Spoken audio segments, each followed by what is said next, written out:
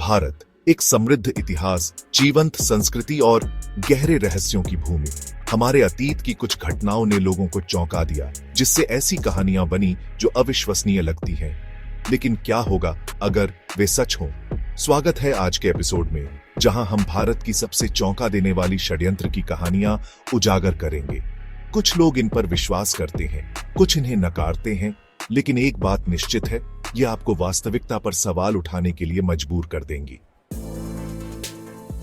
इन रहस्यों में गहराई से जाने से पहले समझते हैं, आखिर षड्यंत्र सिद्धांत होता क्या है। षड्यंत्र सिद्धांत वह विश्वास है कि कुछ घटनाएं या परिस्थितियां वास्तव में गुप्त रूप से शक्तिशाली समूहों द्वारा नियंत्रित की जाती हैं, बजाय इसके कि वे संयोगवश घटित हों। ये सिद्धांत तब उत्पन्न होते हैं जब लोग महसूस करते हैं कि उन्हें पूर्ण सत्य नहीं बताया गया है।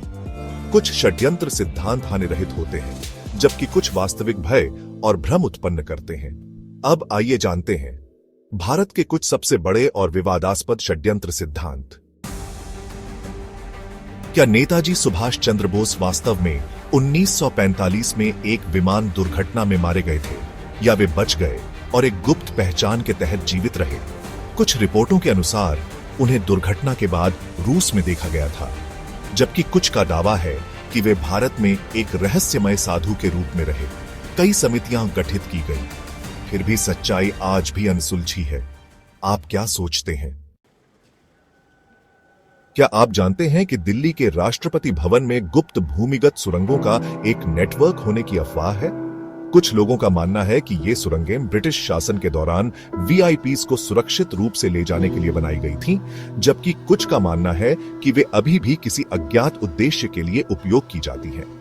आधिकारिक रूप से इसका कोई प्रमाण नहीं है, लेकिन कुछ इतिहासकार और पूर्व अधिकारी इसके विपरीत संकेत देते हैं। क्या ये सुरंगें कोई गुप्त रहस्य छुपाए हुए हैं? क्या प्राचीन भारत में विमान थे? संस्कृत ग्रंथों जैसे कि वैमानिक शास्त्र में उड़ने वाले यंत्रों के विस्तृत विवरण, उनके निर्माण सामग्री और उनके ईंधन तक का उल्लेख है। कुछ का दावा है कि यह खोई हुई उन्नत तकनीक का प्रमाण है, जबकि अन्य इसे केवल पौराणिक कथा मानते हैं। लेकिन फिर इन ग्रंथों में वायुगतिकी का इतना सटीक उल्लेख कैसे है, वह भी आधुनिक विमानन के जन्म से बहुत पहले? पूर्व प्रधानमंत्री लाल बहादुर शास्त्री की 1966 में हुई मृत्यु आज भी एक रहस्य बनी हुई है। आधिकारिक तौर पर उनकी मृत्यु ताशकंद में दिल का दौरा पड़ने से हुई थी, लेकिन उनके परिवार का दावा है कि उनकी सेहत पहले से बिल्कुल ठीक थी। और भी संदिग्ध बात यह है कि उनके निजी डॉक्टर को कभी उनके शव की जांच करने की अनुमति नहीं दी गई और उनकी व्यक्तिगत डायरी गायब हो गई। कुछ लोग मानते हैं कि उन्हें जहर दिया गया था। क्या यह भारत का सबसे बड़ा राजनीतिक षड्यंत्र हो सकता है? क्या भारत का काला धन वास्तव में गुप्त स्विस बैंक खातों में छिपा है, या इसके पीछे कुछ और बड़ा खेल चल रहा है?